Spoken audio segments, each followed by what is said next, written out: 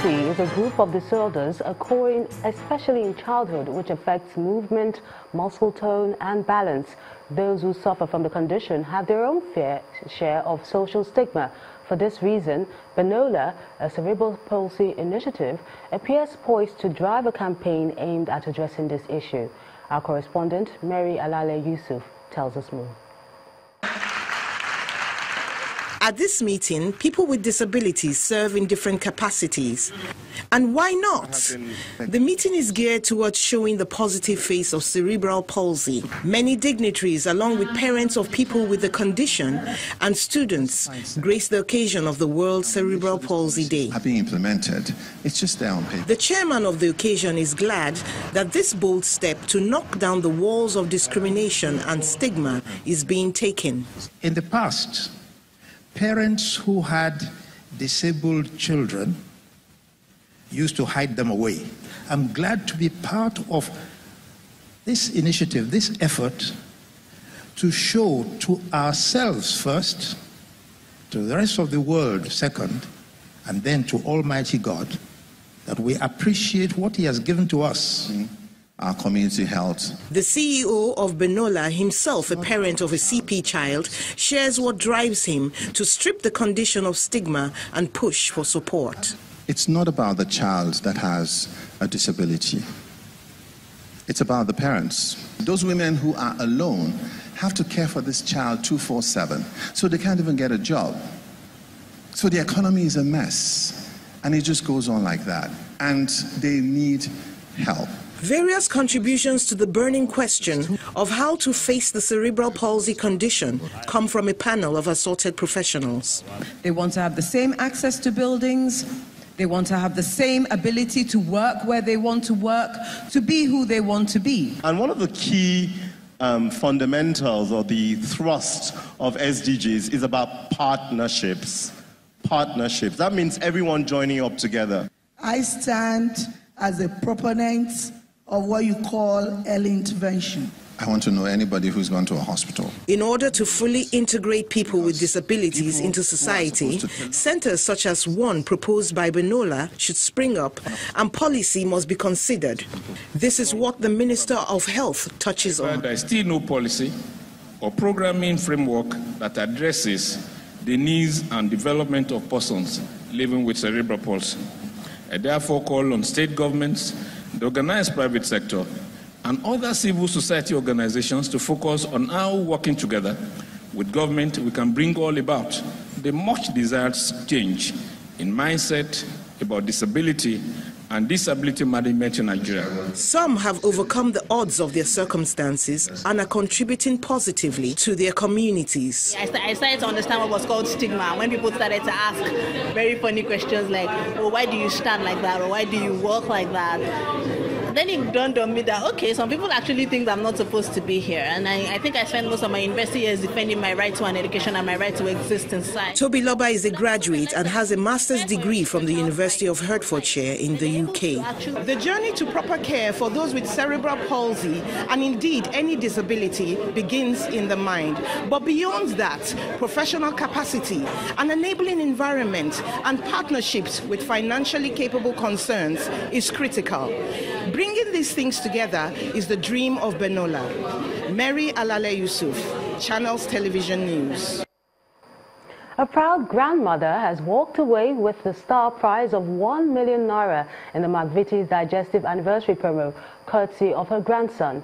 That's the story of Aduni Olaniyan at the final prize presentation organized by A&P Food, makers of the biscuit in Nigeria. The management of the company says the anniversary promo was designed to reward loyal customers. Reward is the name of the game for loyal customers as the McVities Digestive Biscuit celebrates its 125th anniversary. Here in this hall, customers present have taken part in a 3-month promo from July the 1st to September the 30th. And at this final presentation, the grand prize will be given. But first, the managing director speaks. Our consumers have been very good to us. they've made the brand successful in this country. The brand was actually introduced here 40 years ago, and consumers here have made it become the brand of the biscuit category. And we felt that globally, when we are celebrating our 125-year anniversary, we felt that the only way to recognize our consumers for making it a brand that it is to reward them. Then the prize winners step forward. 6 have won 200,000 naira each. Miriam Abdullahi from Plateau State goes home with 500,000 naira.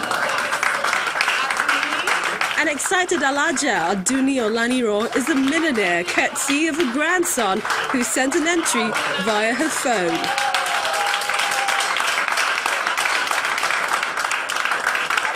It's now I know it's real, and I'm thank God. For this winner from Plateau State, it's just getting real. I feel so excited, though I've never believed that something like this. I've been seeing it on television everywhere, but I would never really believe it could happen to me. The marketing director of A&P Foods gives a total breakdown of winners in the promo. We have, rewarded a total of 24 people with cash prizes in varying denominations. We've also rewarded close to 45,000 people with airtime in varying denominations as well, and that has driven a lot of positiveness for the brand. A&P Foods, makers of McVities, is a Nigerian-based biscuit and confectionery company established in 2002, and together with its global partners, it aims to produce world-class products for its consumers from the heart of Africa. And will be telling us more about the World Investors Week and other business stories right now.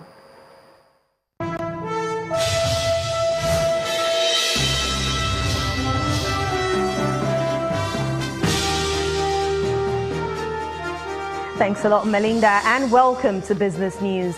Nigeria today joins the world to observe the first edition of the World Investors Week promoted by International Organization of Securities Commission. Shareholders have raised concerns over various investment challenges, particularly unclaimed dividends, at an investors clinic organized by the Securities and Exchange Commission in Lagos. Of unclaimed dividend will be very perpetual with us. But what we are saying is that the law says that after 12 years, it reverts back to the company that pays it. At that time of reversion to the company that pays it, it's still shareholders' money. For 3 occasions, I have led a group to fight SEC to make their quest to take unclaimed dividend unsuccessful. And it will continue that way until that law is changed. We have taken note of all this. We are going to document them in the form of notes for records.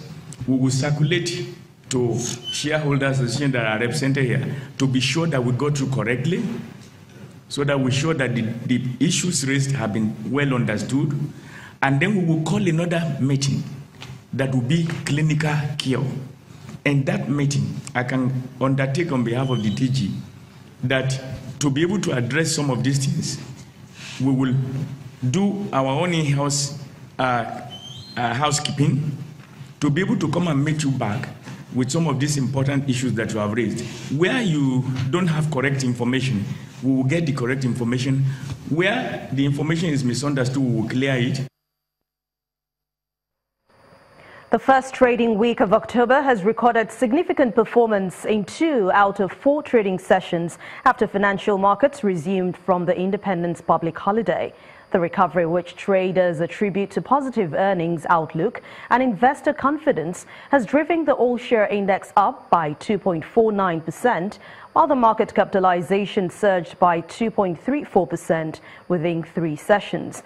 Out of 38 gainers, CNI Leasing recorded the highest price increase, with MRS leading 26 losers, while 107 equities remained unchanged. The higher total volume of 1.49 billion units of shares are trading for about 15.1 billion naira in 14,549 transactions being contributed by the financial services sector. The federal government is to commence an advocacy on agricultural quality control and standardization across the 6 geopolitical zones of the country. Well, the Minister of Agriculture and Rural Development, Audu Ogbe, says that this has become necessary to stop further export sanctions and notifications on the country's agri-products from the European Union. According to the minister, between 2016 and 2017, about 48 notifications were received from the EU on Nigeria's export goods due to contamination.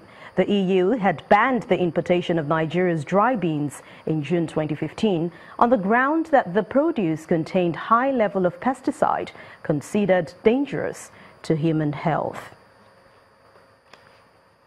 Nigeria has deposited instruments of ratification of 4 copyright treaties on the ongoing 57th meeting of the World Intellectual Property Organization, which began on October the 2nd and it will end on the 11th in Geneva, Switzerland. The ratification of the 4 treaties initiated by the Director General of the Nigerian Copyright Commission, Mr. Afam Ezekude, are the WIPO Copyright Treaty, the Performance and Phonograms Treaty, Beijing Treaty on Audio-Visual Performances, and Marrakesh Treaty to help facilitate access to published works for persons who are blind or visually impaired. According to Mr. Ezekude, the Commission has been able to effect major policies and regulatory reforms. And that's business news for tonight. Thank you so much for watching. I'm Anne Wawado. It's back to you, Melinda.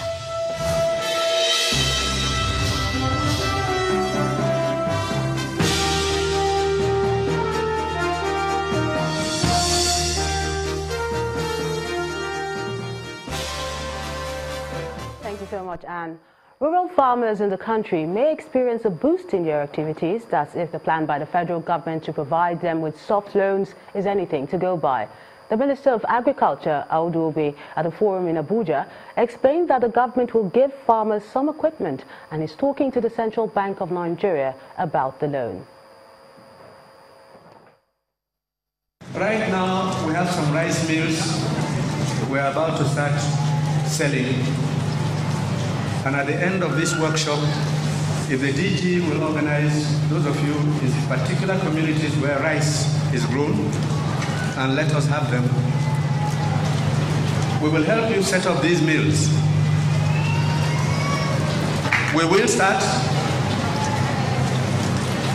before the end of this year, starting some of them off and continue into next year and beyond. And then we will find you credit. The other thing is that organizing yourselves in cooperatives is a very important aspect of what you must do. We don't want to give loans that cannot be recovered. We're going to reduce the interest rate to very low so that as groups, if you're making whatever you're doing, you can repay the loan and make some profit. So please organize your cooperatives. Let us have their names. Minister of Agriculture, Audu Ogbe. Still ahead on the news at 10, Nigeria's Super Eagles sealed 2018 FIFA World Cup qualification spots with a 1-0 win over Chipolopolo of Zambia. That's on Sports News. Stay with us.